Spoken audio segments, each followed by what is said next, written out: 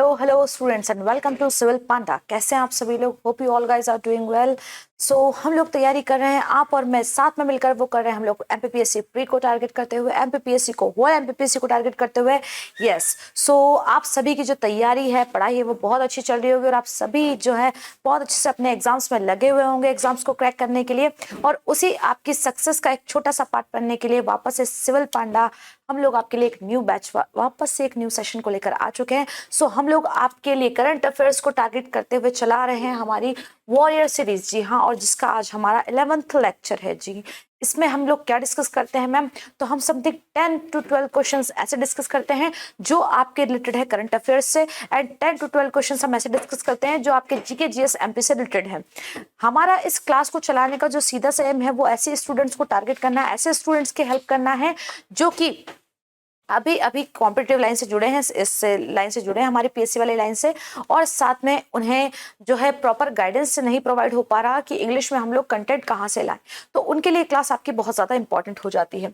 सो हम लोग यहाँ पे क्वेश्चन आंसर्स को डिस्कस करते हैं, साथ में उनसे रिलेटेड कुछ कॉन्टेंट को भी हम लोग साथ में डिस्कस करते हैं। तो चलिएगा, हम लोग फटाक से जो है स्टार्ट हो जाते हैं। तो are you guys ready for the first question? तो चलिएगा भाई, जल्दी जल्दी हम लोग भी क्वेश्चन पे चलना स्टार्ट कर देते हैं। So here's the question number first. क्या कह रहा है आपसे क्वेश्चन नंबर फर्स्ट? आपसे क्वेश्चन नंबर फर्स्ट आपसे कह रहा है, in which age group gamers can participate in Madhya Pradesh state junior e sport championship? Madhya Pradesh राज्य जूनियर ई स्पोर्ट चैंपियनशिप में किस आयु वर्ग के गेमर्स भाग ले सकते हैं? 12 to 7 age group, 15 to 21 age group, 18 to 25 age group, या 18 to 35 एज ग्रुप? कौन सी ई स्पोर्ट्स के बारे में हम लोग पहले भी काफी बार बात कर चुके हैं। स्पोर्ट्स क्या होता है भाई?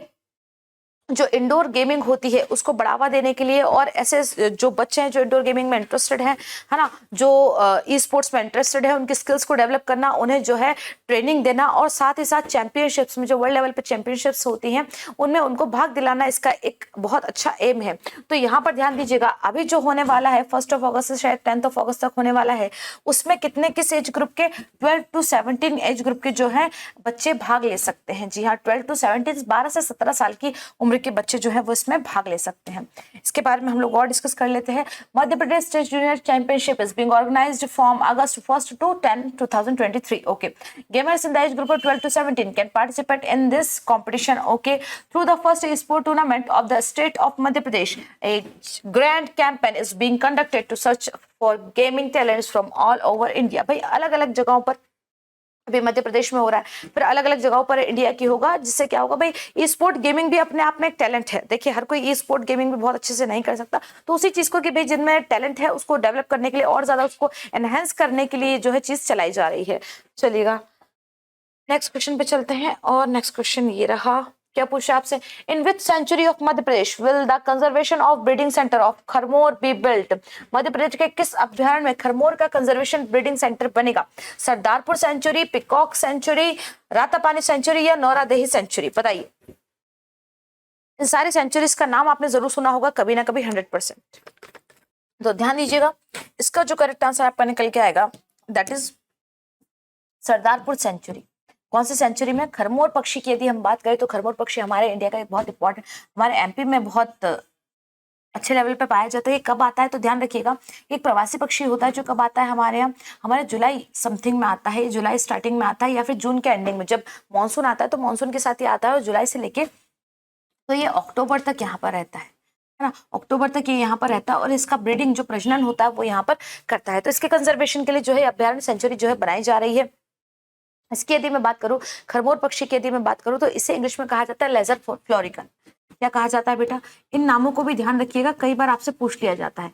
लेजर फ्लोरिकन इसे कहा जाता है, लेजर फ्लोरिकन इसे नाम दिया गया है। खरमोर पक्षी बड़ा सुंदर सा पक्षी होता है ये, है ना, हमेशा जोड़े में रहता है, मादा और नर के जोड़े में ये पाया जाता है। हाँ, इसका यदि मैं बात करूं, आप साइंटिफिक नाम क्या है तो साइफोटाइड्स फ्लोरिकस, है ना, साइफोटाइड इंडिकस जो है इसका एक साइंटिफिक नेम है ना। तो इनका जो एमपी से रिलेटेड चीज है, इनका जो आप मैं कहूँ साइंटिफिक नाम जरूर याद रखिएगा। जैसे भाई अच्छा, एक यहाँ पे ये लगाना भूल गई ना, इसको ई को ऐड कर लेना, ठीक है। इंडिकस इसका नाम है, खरमोर पक्षी है। अच्छा, ये बना कब था मैम? तो ध्यान रखिएगा, सरदारपुर अभ्यारण्य जो है ये धार में है। कौन से डिस्ट्रिक्ट में है आपका, धार में है। और इसे नोटिफाई कब किया गया था, तो इसे नोटिफाइड इसे किया गया था 1983 में, नोटिफाइड इसे किया गया था 1983। किसके रिकमेंडेशन में किया गया था मैम, तो भैया रिकमेंडेशन दिया था सलीम अली जी ने। किसने दिया था भैया, सलीम अली जी ने इसका रिकमेंडेशन दिया था। सलीम अली जी कौन है भैया, तो ये हमारे यहाँ के पक्षी वैज्ञानिक हैं जिन्हें बर्ड मैन ऑफ इंडिया भी कहा जाता है। क्या कहा जाता है बेटा, बर्ड मैन ऑफ, इन्हें बर्ड मैन ऑफ इंडिया भी कहा जाता है। इन्हें भैया सलीम अली जी को, आपने इनका नाम जरूर सुना होगा पक्षी वैज्ञानिकों में, सलीम अली जी को बर्ड मैन ऑफ इंडिया भी कहा जाता है। इन्हें जो है पद्म भूषण भी मिला हुआ है, इन्हें जो है पद्म भूषण भी मिला हुआ है। पद्म भूषण और पद्म विभूषण दोनों मिला हुआ है, पद्म भूषण भी मिला हुआ है और पद्म विभूषण भी मिला हुआ है। ऐसे लिख दे तो आपको कोई समस्या तो नहीं है ना। पी से आप समझ जाएंगे ना कि भाई पद्म की बात करें, दोनों हमारे यहाँ के जो है सर्वोच्च सम्मान है पद्म भूषण और पद्म विभूषण। तो पद्म भूषण कब मिला है, तो 1958 में इनको पद्म भूषण मिला है और 1976 के समथिंग इनको जो है पद्म विभूषण मिला है। 1976 के समथिंग इनको, हाँ 1976 में इनको जो है पद्म विभूषण मिला है सलीम अली जी को। ठीक है बेटा, यहाँ तक किसी को कोई समस्या, इतनी सारी चीजों में, इतनी सारी डिटेल्स में आपको ये सारी चीजें अच्छे से याद करनी है भाई। नोट डाउन करते जाओ, नोट डाउन नहीं हो रहा स्क्रीनशॉट लेते जाओ, कुछ भी करते जाओ, बट इनको रखो अपने साथ में। चलिए नेक्स्ट क्वेश्चन पे चलते हैं, और नेक्स्ट क्वेश्चन ये रहा। नेक्स्ट क्वेश्चन से पहले हम इसके बारे में थोड़ी सी डिटेल देख लेते हैं। Conservation breeding centre of kharmor bird will be built in Sardarpur sanctuary located in Dhar district of Madhya Pradesh. This building centre will be prepared by the Mumbai natural history society. Okay, this will be the second breeding centre of bird in Madhya Pradesh. अच्छा, first कहाँ पर है, तो ध्यान रखिएगा भोपाल में है ना। A breeding centre for the cheetahs is being set up in Kuno Palpur अभियान के बारे में हम जानते हैं, वहां पर जो है चीताज के ब्रीडिंग सेंटर बनाया गया है। नेक्स्ट क्वेश्चन पे चलिएगा। EPR in which city has got the status of country's first urban body to receive credit? EPR किस शहर को श्रेय प्राप्त करने वाला देश के पहले शहरी निकाय का दर्जा प्राप्त हुआ है? नर्मदापुरम, सीहोर, रायसेन या इंदौर? किसको हुआ है भैया, जल्दी बताओ।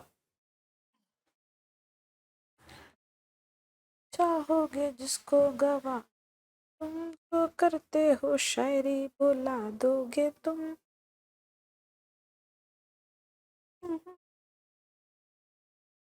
चलिए तो देखिएगा, ईपीआर जो दिया गया है वो किसको दर्जा प्राप्त हुआ है भैया, इंदौर को प्राप्त हुआ है। किसको दर्जा प्राप्त हुआ है भैया, इंदौर को प्राप्त हुआ है आपका ईपीआर का दर्जा। ईपीआर क्या है ma'am, it is a mandatory for Indian manufacturer import of products of e waste. E waste के लिए जो है ये सबसे ज्यादा होता है इंपॉर्टेंट, क्या, ईपीआर, है ना। तो भैया ऑलरेडी जो है साफ सफाई का काम सबसे ज्यादा कहाँ चलता है, इंदौर में बहुत अच्छे से चलता है। तो उसके लिए ईपीआर किससे रिलेटेड है, ऐसा समझ लीजिएगा, इंदौर से। The Indore municipal corporation IMC in Madhya Pradesh India has create history by becoming the first urban body in the country to receive extended producer responsibility EPR credits for recycling banned use single plastic items. बहुत अच्छे से आप इस बात को समझ रहे होंगे।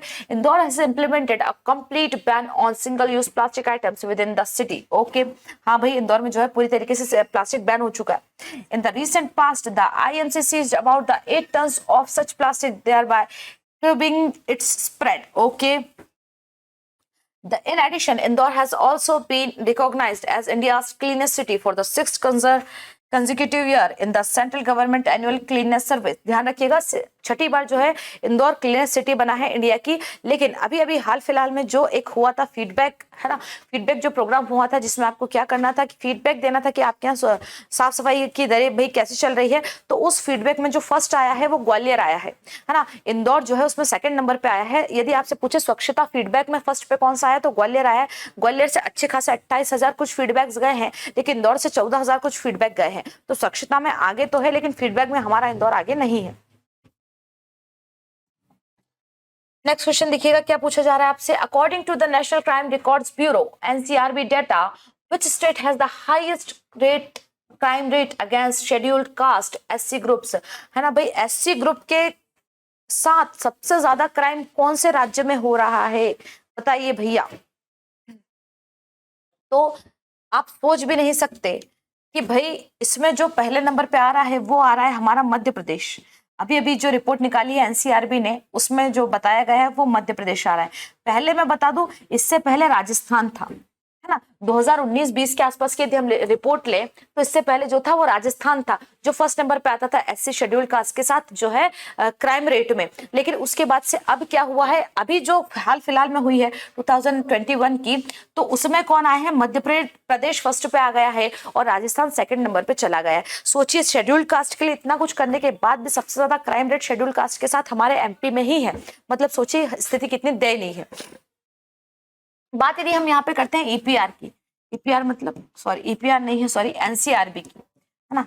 एनसीआरबी की यदि हम बात करें, है ना, नेशनल क्राइम रिकॉर्ड ब्यूरो की यदि हम बात करें तो हाल फिलहाल इसके जो हेड हैं वो है भैया रामपाल पवार जी, है ना।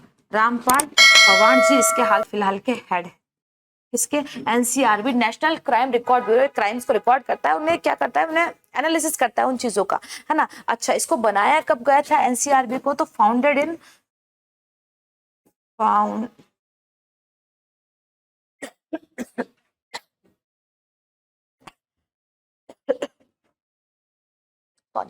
Founded in 1986। कब फाउंड किया गया था बेटा इसको, 1986 में। करंटली जो इसका हेडक्वार्टर है वो है बेटा न्यू दिल्ली में। करंटली इसका हेडक्वार्टर कहाँ है, इसका हेडक्वार्टर जो है करंटली वो है न्यू दिल्ली में। अच्छा ठीक है, यहाँ तक की बातें समझ में आ गई। और एक बात और याद रखना, currently it's a part of ministry of home affairs. इसका पार्ट होता है ये NCRB, ministry of home affairs का, मिनिस्ट्री ऑफ होम अफेयर्स का जो ये है पार्ट है, मिनिस्ट्री ऑफ होम अफेयर्स का ये पार्ट है एनसीआरबी। Is that clear. तो सबसे ज्यादा शेड्यूल कास्ट के साथ कहां पर हो रहा है फिलहाल में क्राइम, वो हो रहा है मध्य प्रदेश में। चलिएगा नेक्स्ट क्वेश्चन पे चलते हैं।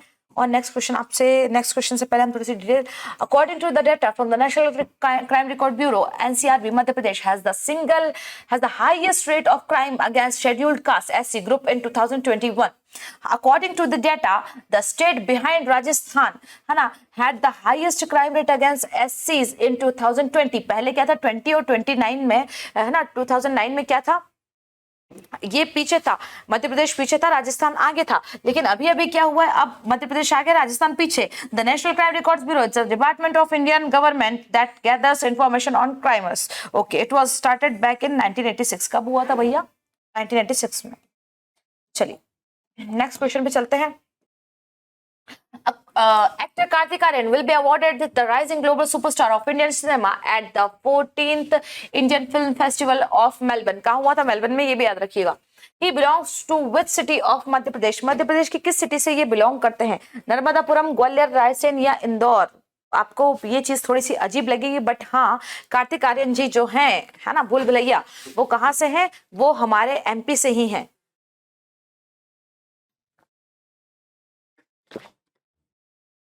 और एमपी में कहां से है, तो भैया ध्यान रखिएगा, उनका जो बॉर्न है, उनका जो जन्म हुआ है वो ग्वालियर का है।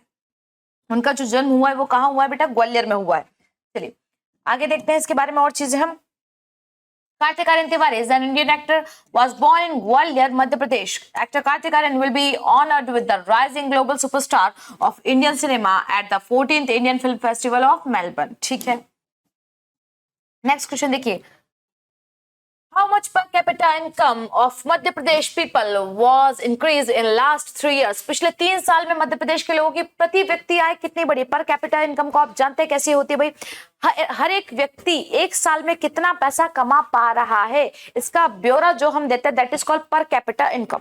ओके, सो यहाँ पे देखिएगा 1,40,583 है ना, 1,30,583, 1,20,583 या 1,03,654। तो ध्यान दीजिएगा, जो पर कैपिटा इनकम लोगों की बड़ी है वो कितनी बड़ी है, 1,40,583। जी हाँ, 1,40,583 जो है लोगों की पर कैपिटा इनकम बड़ी है। इसके बारे में हम थोड़ी सी डिस्कस कर लेते हैं चीजें। On the basis of constant price, year 2011-12 of Madhya Pradesh, the per capita net income was rupees 61,534। कितनी थी भैया, 61,000। और ये एक मंथ की नहीं है, पूरे साल की है। सोचो, लोगों की पूरे साल की इनकम 61,000 रुपए है ना। इन द ईयर 2021-22 है ना, एक्सेलरेटेड 21-22 में इतनी थी, which has increased to rupees 65,023 है ना, जो बढ़ के कितनी हो गई भैया, 65,000 हो गई है। बहुत बड़ा आंकड़ा छू लिया है कहने में तो। In the year 2022-23 advance which shows an increase of 5.67% compared to the previous year, पिछले साल के मुकाबले 5.67% बढ़ी है, ठीक है।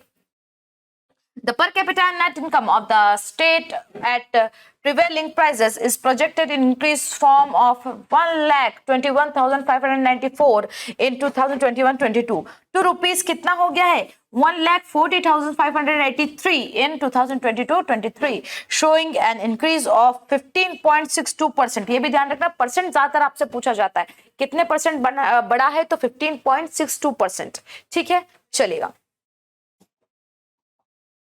नेक्स्ट क्वेश्चन पे चलते हैं। नेक्स्ट क्वेश्चन आपसे पूछा है, क्या पूछा next question, recently Shivraj Singh Chouhan has reserved 30% post for women in which department. हाल ही में शिवराज सिंह चौहान ने किस विभाग में महिलाओं के लिए 30% पद आरक्षित किए हैं, कि जैसे यदि 100 सीट्स उसमें निकाली हैं तो लगभग जो 30 सीट्स रहेंगी वो किसकी रहेंगी, फीमेल्स के लिए रहेंगी, फीमेल्स के लिए रहेंगी, रिजर्व रहेंगी। तो ध्यान रखिएगा, railway department, police department, education department या बैंकिंग डिपार्टमेंट। तो ध्यान रखिएगा ये हुआ है किसमें, पुलिस डिपार्टमेंट में। जी हाँ, पुलिस डिपार्टमेंट में मेरे भांजे भांजियों आप सभी के लिए जो है 30% सीटें आरक्षित की गई है महिलाओं के लिए, लड़कियों के लिए, मेरी भांजियों के लिए, है ना, भांजों के लिए नहीं बेटा, भांजियों के लिए। तो आगे चलते हैं और इसके बारे में थोड़ी सी और चीजें पढ़ लेते हैं, क्या दिया गया है। Madhya Pradesh chief minister Shivraj Singh Chouhan has made a big announcement. He announced on Friday that 30% post in Madhya Pradesh police would now be reserved for daughters. उनकी बेटियों के लिए जो है रिजर्व रहेंगी। Shivraj Singh Chouhan reached Lal parade ground in Bhopal on Friday where he flagged off 2050 two-wheelers. Okay, Madhya Pradesh Chief Minister Shivraj Singh Chauhan said that without giving justice to half the population, neither the country nor the state can progress. बिल्कुल सही बात है ये। That's why now recruitment will be mandatory for 30% daughters in the police department. 30% लड़कियों के लिए जरूरी है। He further said that today the women working in the police are fulfilling their responsibility with the full devotion. जो लड़कियां कर रही हैं वो अपने सपनों को पूरा कर रही हैं, ये सारी बातें तो वो लोग करते ही हैं, है ना। टेक्नोलॉजी को भी इन्होंने मेंशन किया है, ठीक है। अब भैया इसके बारे में थोड़ा सा ध्यान से पढ़ना पड़ेगा हमको। क्वेश्चन क्या कह रहा है, वेयर हैज द पुलिस परिवार समागम प्रोग्राम बीन ऑर्गेनाइज्ड रिसेंटली। हाल ही में पुलिस परिवार समागम कार्यक्रम कहाँ आयोजित किया गया, नर्मदापुरम, ग्वालियर, भोपाल या इंदौर, बताइए। तो ध्यान दीजिएगा ये किया गया बेटा भोपाल में, है ना। भाई पुलिस हमारे यहाँ का एक बहुत मजबूत हिस्सा है ना, हमारे यहाँ के एडमिनिस्ट्रेशन का, तो उसी के लिए कहाँ किया गया, भोपाल में। इसमें क्या किया गया है मैम, तो उसमें बहुत सारे जो है डिक्लेयर किए चीजें, बहुत सारी चीजें उन्होंने बताई हैं, जैसे कि जिनके पास, जिन पुलिस वालों के पास जो है व्हीकल नहीं है अपना, उनके लिए 15 लीटर्स, उनके लिए 15 लीटर्स पेट्रोल अलाउंस दिया जाने वाला है। पेट्रोल अलाउंस जो है उनको दिया जाने वाला है। अच्छा, इस पेट्रोल अलाउंस के अलावा जो है पुलिस वालों की न्यूट्रिशियस डाइट के लिए, है ना, न्यूट्रिशियस डाइट के लिए 1,000 रुपया पर मंथ दिया जाएगा।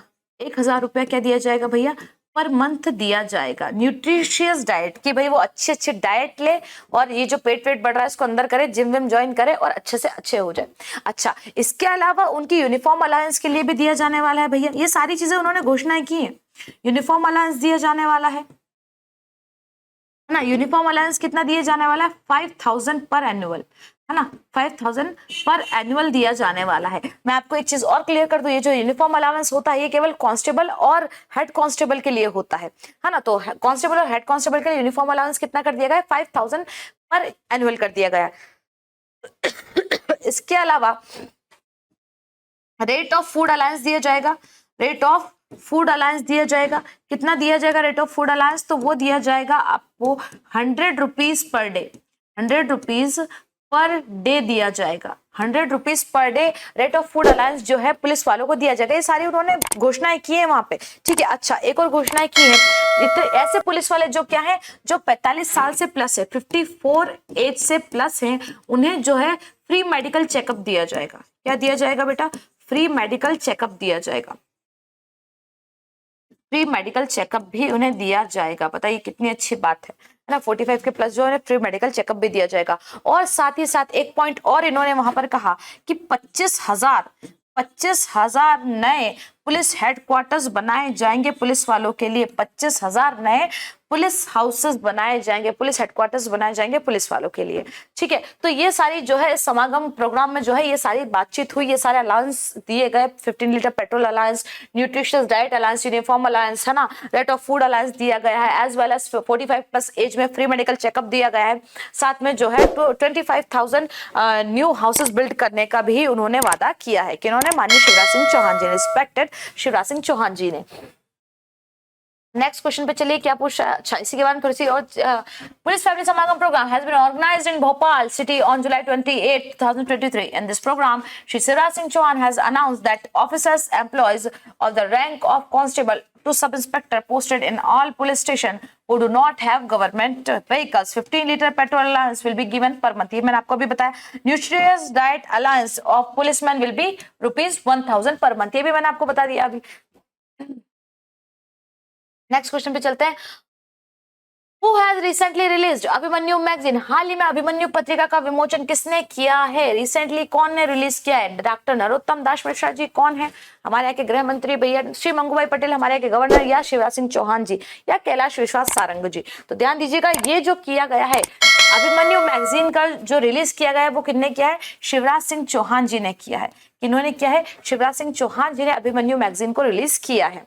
ठीक है, इन मैगजीन्स के बारे में भी थोड़ा थोड़ा पढ़ते जाइएगा आप, इनके बारे में भी हम लोग पढ़ लेते हैं। Recently chief minister Shri Shivraj Singh Chouhan in a programme organised at Lal parade ground Bhopal on the theme of मैं हूं अभिमन्यु। अभिमन्यु का बहुत ही अच्छे से जानते हैं, हमारे यहाँ का महाभारत का एक बहुत फेमस कैरेक्टर है अभिमन्यु, है ना।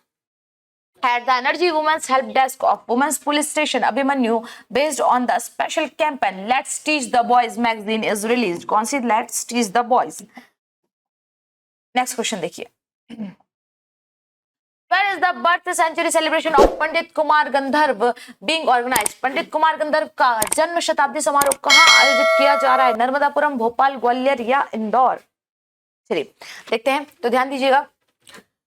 पंडित कुमार गंधर्व के यदि हम बारे में बात करें तो भाई ये एक बहुत फेमस पर्सनालिटी है हमारे, ना केवल एमपी की बल्कि पूरे इंडिया की बहुत फेमस पर्सनालिटी रहे हैं।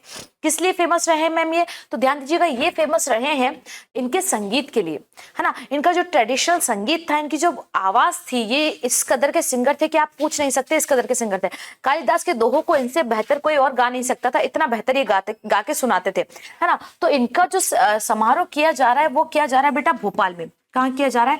भोपाल में। इनका पंडित कुमार गंधर्व जी का जो रियल नेम था वो पंडित कुमार गंधर्व नहीं था, है ना। इनका रियल नाम था शिवपुत्र सिद्धराम कोमकाली। क्या था बेटा इनका रियल नेम?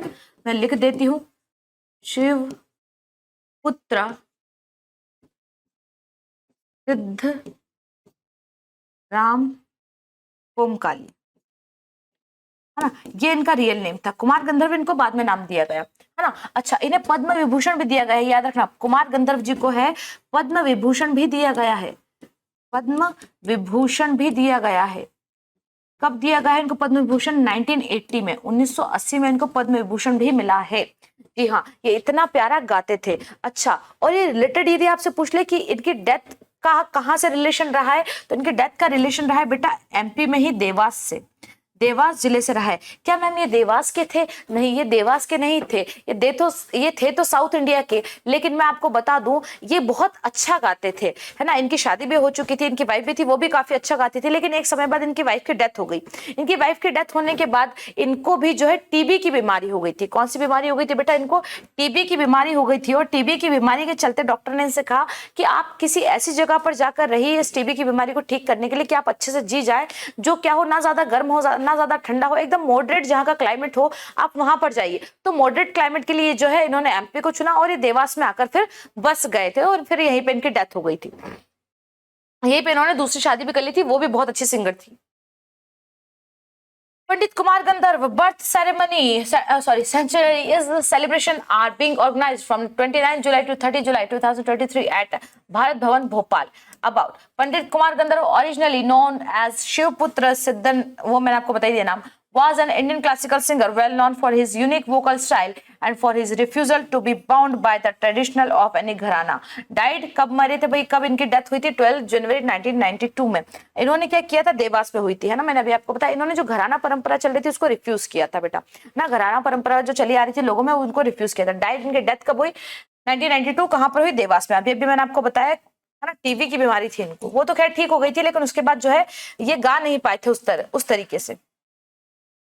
आपसे पूछा जा रहा है on which river is the Bansagar dam project being built. Bansagar बांध परियोजना को किस नदी पर बनाया जा रहा है? बताइए. इसके बारे में तो आपने पढ़ा ही होगा वैसे बहुत बार, है ना. तो मैं आपको बता दूं कि बाणसागर जो बांध परियोजना है एमपी की एक बहुत फेमस परियोजना है ना. और इसे बनाया जा रहा है बेटा सोन रिवर पे. किस पे बनाया जा रहा है? सोन रिवर पे. ये है कहाँ बाणसागर परियोजना? तो ये है भैया देवलोक में. देवलोक मतलब मैम, सॉरी, भगवान के यहाँ क्या? नहीं, अनूपपुर के आसपास की बात है ये, है ना. देवलोक जो है एक प्लेस है कहाँ पर? शहडोल में.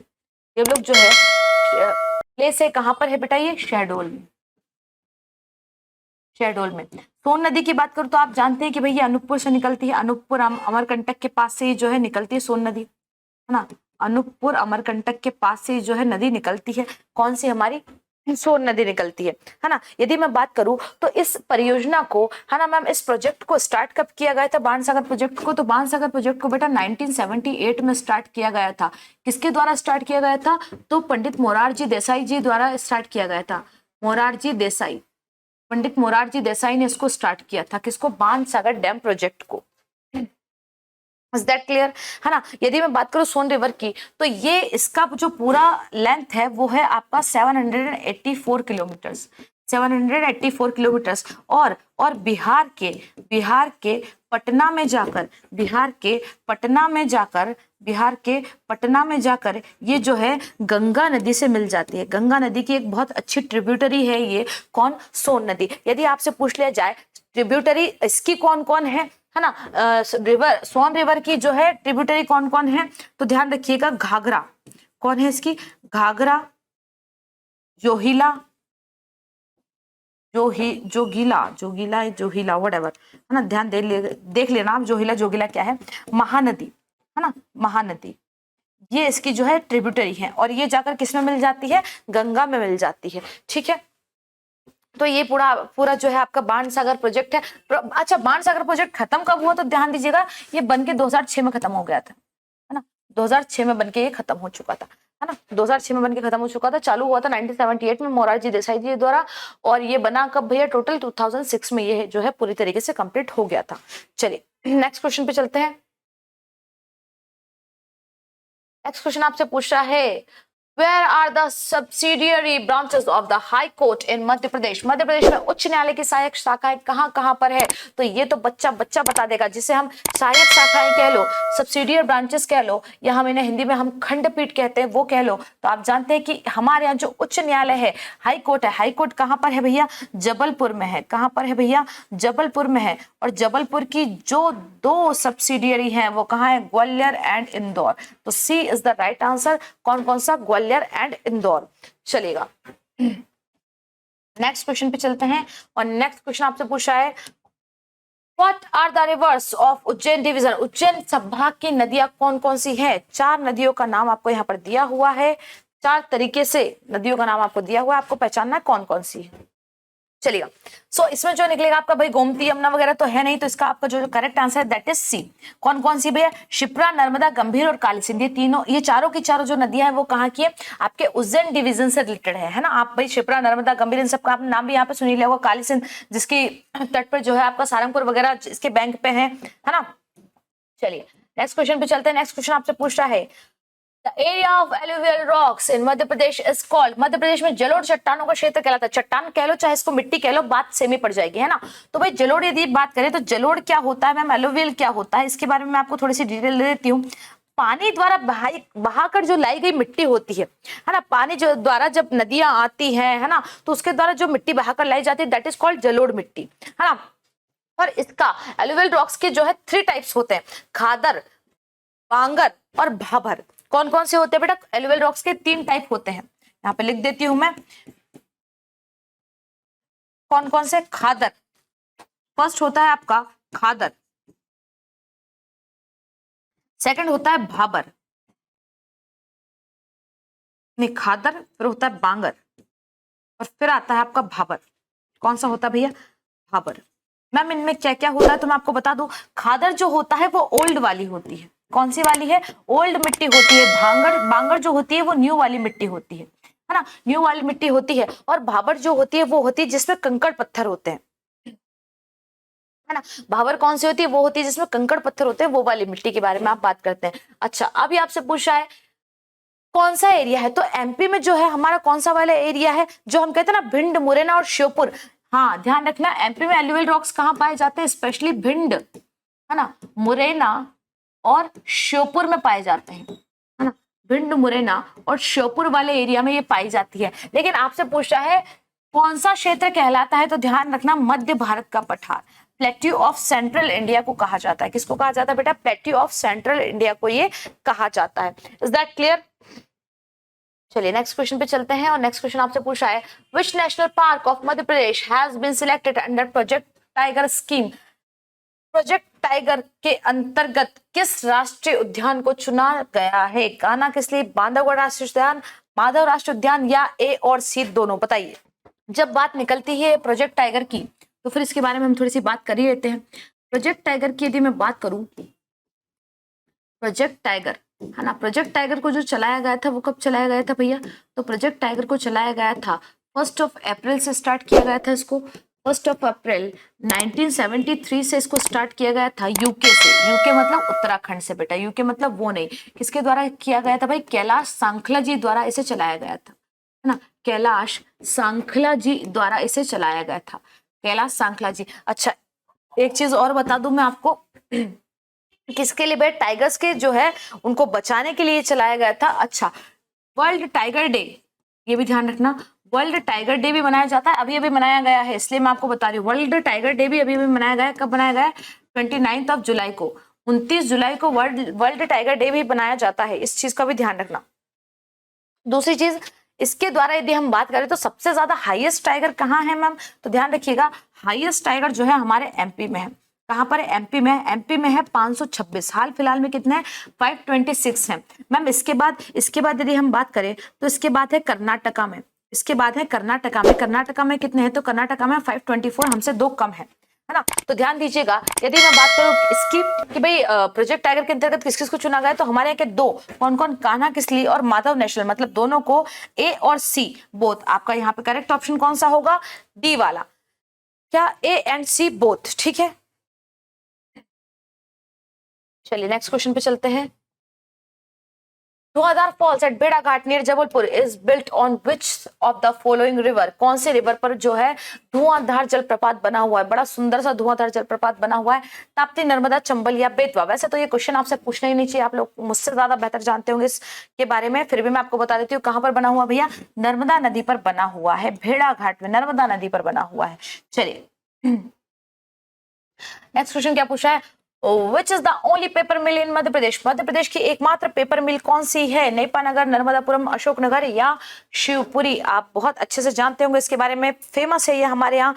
कौन सी है भैया? तो आप जानते हैं मैम, ए नेपानगर। कौन सी है? ए नेपानगर। कहां पर है ये? तो ध्यान दीजिएगा, ये है बुरहानपुर में, ये है बुरहानपुर में, बुरहानपुर में ये है। और यदि मैं बात करूं तो एशिया की, है ना, एशिया की फर्स्ट पेपर मिल है ये, है ना। एशिया की फर्स्ट पेपर मिल ये रह चुकी है, कौन? नेपानगर। एशिया की फर्स्ट पेपर मिल है। ये इनॉग्रेट कब की गई थी? तो ध्यान दीजिएगा, इसे इनॉग्रेट किया गया था, इनॉग्रेट किया गया था कब? 26 अप्रैल 1956 को। किसे? नेपानगर पेपर मिल को। और इनॉग्रेट किसने किया था? तो ये भी ध्यान रखिएगा, पंडित जवाहरलाल नेहरू जी ने, पीजे नेहरू, पंडित जवाहरलाल नेहरू जी ने इसे जो है इनॉग्रेट किया था। Is that clear? ये सारी डिटेल्स आप लोग जो है क्वेश्चन के साथ लिख लिया कीजिए, या नहीं तो आप लोग जो है स्क्रीनशॉट ले सकते हैं। नेक्स्ट क्वेश्चन देखिए। India's laser beam atomic energy research center has been established in which city of Madhya Pradesh? Bharat का लेजर बीम परमाणु ऊर्जा अनुसंधान केंद्र मध्य प्रदेश के किस शहर में है? तो भैया ऐसे खतरनाक काम कौन कर सकता है, आप खुद समझ सकते हैं।